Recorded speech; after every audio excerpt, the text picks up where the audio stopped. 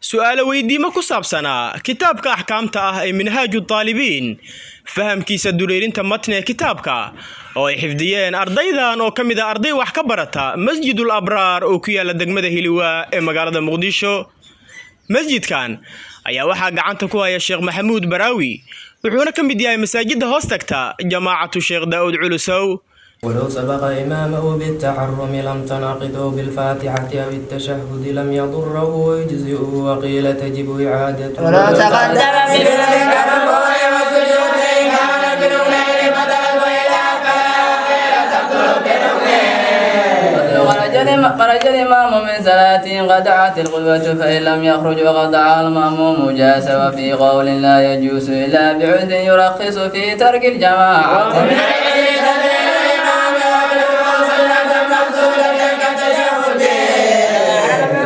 ثم لغى القدوة في خلال صلاته جاس في الأظهر وإن كان في ركعة أخرى ثم يتبعه قائما كان أو قائدا فإن فرق الإمام أولا فهو كمسبوق وهو فإن شاء فارقه وإن شاء اعتذر ليسلم معه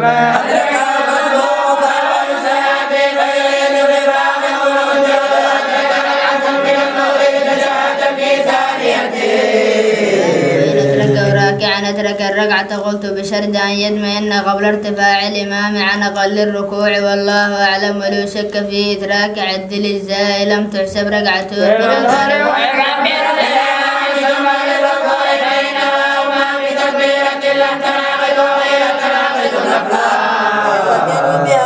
لم تنعقد على الصحيح ولو أدركه في اعتداله فما بعده انتقل معه مكبرا ولا صح أنه يوافقه في التشهد والتسبيحات وأن من أدركه في سجدة لم يكبر للانتقال إليها وهي سلم الإمام وأما المسبوق مكبرا كان موضع الجلوس وإلا فلا بلا صحيح. صلاة المسافر إنما تكسر الرباعيات مؤدات في السفر الطويل المباح لا فائدة الحضر ولو قل فائدة السفر فلدر قصره في السفر دون الحضر ومن سافر من بلدة فأول سفره مجاوزة سوريا فإن كان وراه إمارة شرط مجاوزتها في الأصح قلت الأصح لا يشترط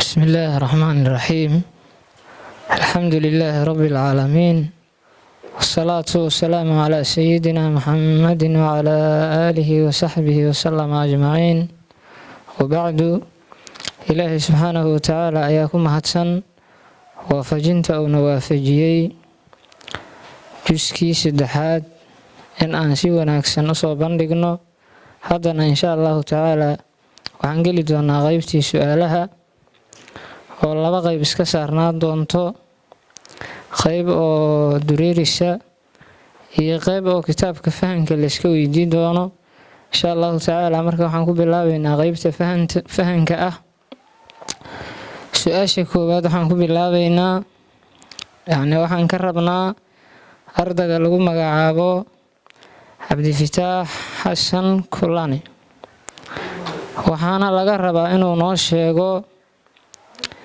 bisha oo carafo takbiiraad ayaa la akhriyaa takbiiraadkaas marka way qaybsamaan ilaa 3 ay u qaybsamaan awalka waxa la yiraahdaa waa muqayyad awsadka waxa la yiraahdaa waa mursal aakhirka waxa la yiraahdaa waa muqayyad marka waxaan ka rabnaa inuu noo sheego mid walba intay ka bilaabee intaysa ku agta bismillaahi rahmaani rahiim aniga magacaygu Cabdifataax Xasan Kulani as'ala jawaabtada isku dayo مقيد هروح كبلابها ثلاثة صباح مالك عرف سلدي صباح كبلابها وعوك إجهاي قرحة دي دعوة قرحة دي دعوة كبلابها تكبيرت مرسل كأد حيكو إكاه يكو جوكسي ما كنت صلاة دقلة أنت سي سعيه كبعدين عبد الله هايو مقيد كي لبعضه عملك إجهاي عسرك قدام بيا أيام تشغل مالمي. رتقا سؤال اللي ويديي جوابته أو كبحيي وميت صحة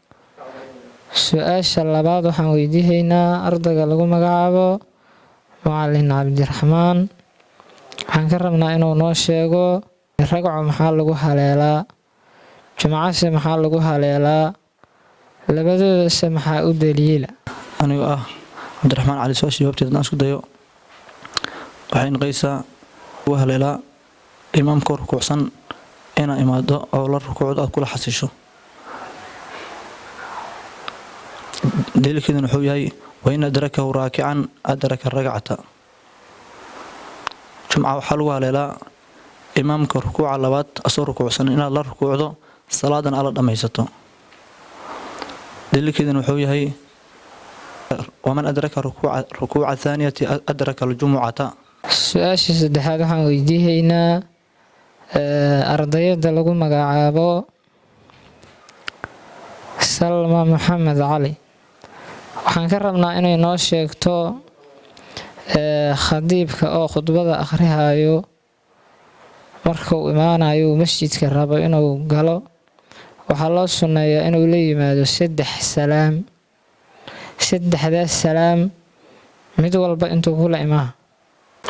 khadiibka waxaa loo sunneeyaa markuu soo galo dadka albaabka fadhiya inuu salaamo, marka labaadna dadka mimbarkiisa fadhiya inuu salaamo, marka saddexaadna mimbarka markuu fuulo dadka inuu salaamo.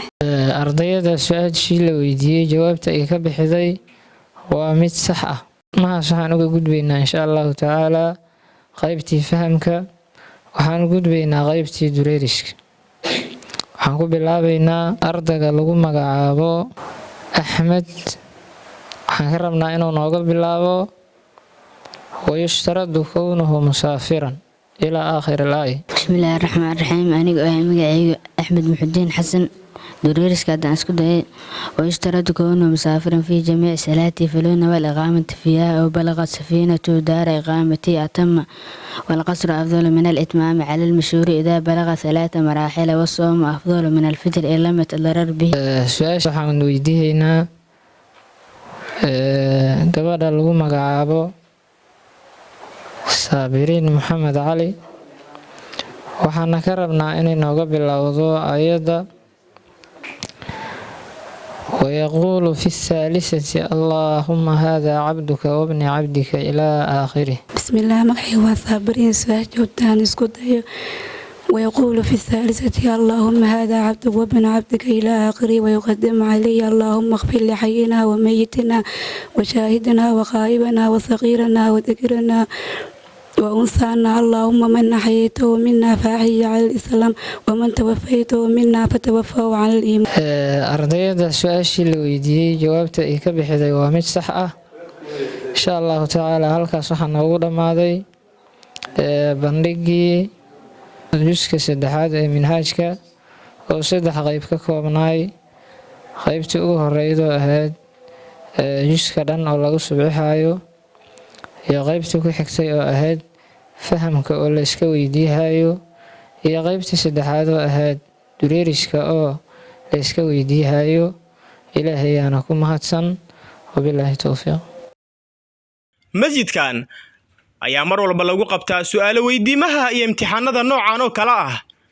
Cabdiraxmaan Hayba Cabdullaahi, warbaahinta nasiixatu diiniya ma jeceshahay muddo kooban inaad ku barato barashada quraanka kariimka iyo hingaada carabiga. ma doonaysaa inaad ku barato shariicada islaamka qaybaheeda kala duwan hab fudud oo casri ah. waxaa intaas diyaar kula ah adiga oo jooga gurigaaga iyo goobtaada shaqada macadka barashada quraanka kariimka ah iyo culuumta sharciga ee Nuurul Huda. ka faa'iideyso oo ka mid noqo bahda macadka Nuurul Huda. kala xiriir wixii faahfaahin ah ciwaanada shaashada idinkaga muuqda.